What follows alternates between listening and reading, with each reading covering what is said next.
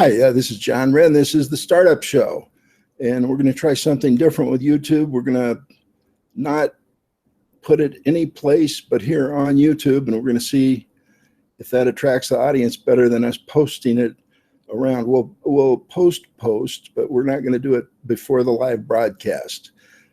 This is John Wren. This is the Startup Show sponsored by the Small Business Chamber of Commerce, Inc., and we'd like to help you do more good work. And we're going to talk today about the Million Neighborhood Group project that we're just starting. You can read more about it on our Small Business Chamber website, www.smallbizchamber.org. It's smallbiz, B-I-Z, chamber.org. And the idea is that we're going to forming a committee to try to have 1 million Socrates Cafe or similar type healthy group in neighborhoods across the country by the 2020 caucus. 2018, who knows? It might fall into place quickly. But we think it's the best defense against the worst case scenario that a lot of people are talking about is what if we become a totalitarian state? How do the average ordinary citizens fight back? So right now we have the tools of the internet. We can pull together with people in our own neighborhood and have good conversation. Now that we aren't looking for ideologues of the left or the right, we want to appeal to the person that's just sick and tired of politics as they have been in the past.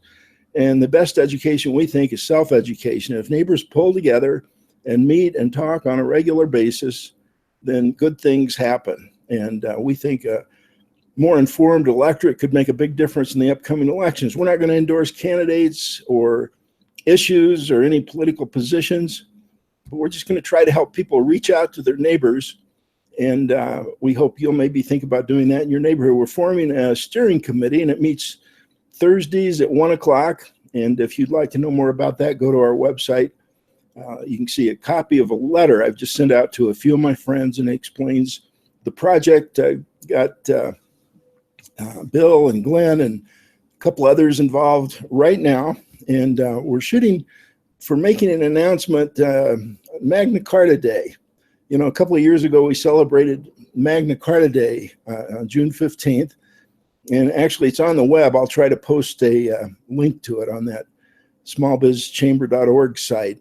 But the Magna Carta really took about a 10-year process before it became the Magna Carta as we think of it today.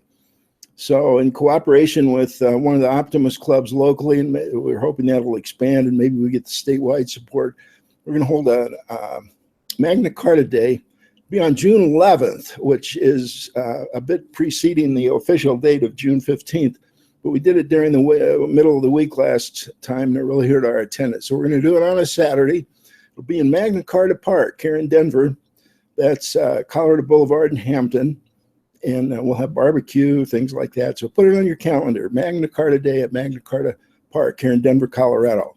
And we'll be making a news release then that we hope will give you more details about how we see this working. Now, Chris Phillips is the one that's done Socrates Cafe. Our groups here in Denver were inspired by his book called Socrates Cafe.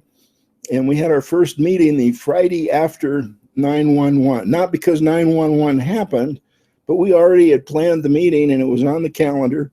We almost canceled. I sent a message out via the internet in the way we did it back then and said, should we still have the meeting? And people said, yes, now we really do need to meet.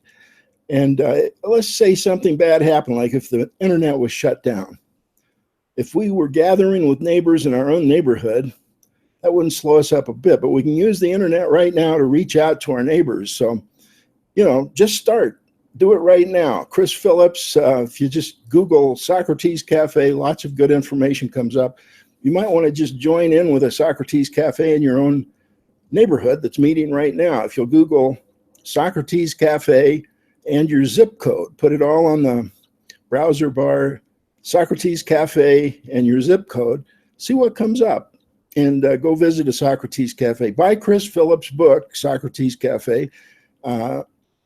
You know, I think they ought to come out with a new edition with a new introduction by Chris talking about, he's got some ideas on starting Socrates Cafes, and we've done it a little bit differently, but the end result is the same, as it's good, thoughtful discussion from a wide range of people. Ours here in Denver are free and open to everybody.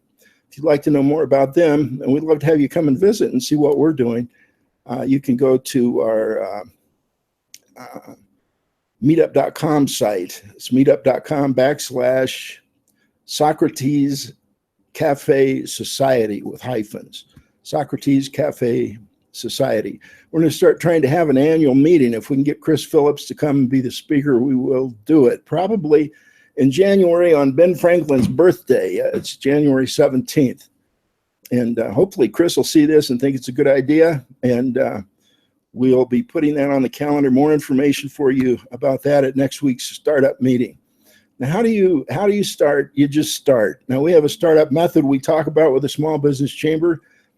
And, when you're not starting and you need to take a break, read that stuff, but then just start. Every startup is different, but they're sort of like snowflakes. Every one different, but there's always this pattern to getting started that is common to them all. And what's being talked about now is the new way to start. And that's just an illusion in my mind. What's being talked about now is doing careful market research, careful planning, raising other people's money. It's 12 o'clock. And if that worked, then we wouldn't have a market economy. We would have a planned economy. And some of the people pushing this new entrepreneurship, that's what they would like. They'd like to see us, not have private ownership of businesses, but it would be the state authorizing the business to operate. And that's far, far different than what true capitalism is. A lot of the blame when people say that it's the problem with capitalism, if you look at it closely today, it's the greed is the factor. And that's even worse in a socialist economy. At least in capitalism, there's somebody that owns the means of production that has an accountability to it, even if it's stockholders and it's a bit distant. But Edmund Phelps has pointed out something to me I had not thought of very carefully before, and that is that just because it's a corporation doesn't mean it's capitalism. He calls it corporatism. He feels like corporatism and socialism are what's killing the vitalism and dynamism in our economy today, and it's just stagnant. The rate of business formation is way, way down. People are more and more just saying, I'll just go to my job and retire, and they don't have the passion for their work that you do when it's involving ownership in a way that makes you a bit more accountable than it does in socialism or in corporatism. Corporatism really is just socialism in sheepskin. It sort of pretends that it's capitalism, but it's really not when you get that large of an octopus organization.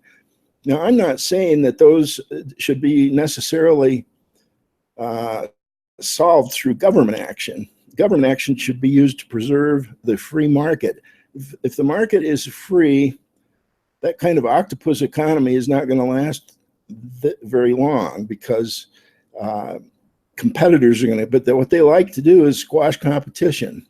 And they do it through government regulation. They'll have lobbyists that work for more regulation because it's harder for the small person to get started.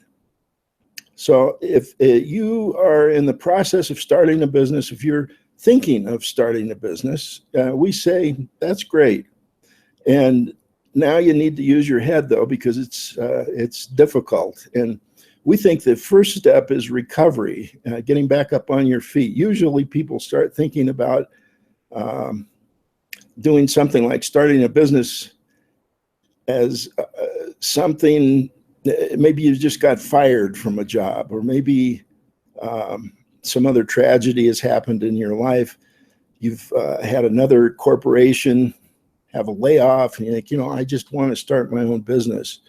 And that's good, but you need to recover now and get back up on your feet into a good hitting position. And recover, my football coach would be hit, recover, hit, recover. We were doing blocking drills on the blocking sled, hit, recover. And I think of recover as getting back up on your feet into a good hitting position. So you hit, recover, and sometimes the best way to start a business is to get a job in the direction of your dreams. If you want to start a independent coffee shop, go to work for a coffee shop. And even if it's a corporatist company, and they all work at trying to become more like free market competition. Starbucks is putting different names on their stores or testing that, or you haven't heard much about that lately. Maybe they've concluded the test, but they knew that if it was just Starbucks, that it started being looked at in a different way than the independent coffee shop. And independents could compete with Starbucks, but you have to do it on their basis. And you're going to have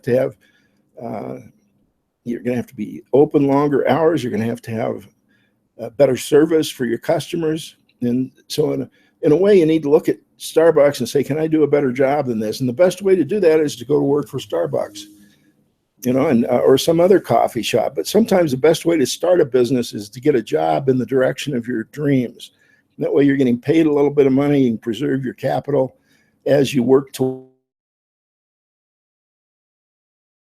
start on your own. So recover is one of the practices of our small business chamber startup method.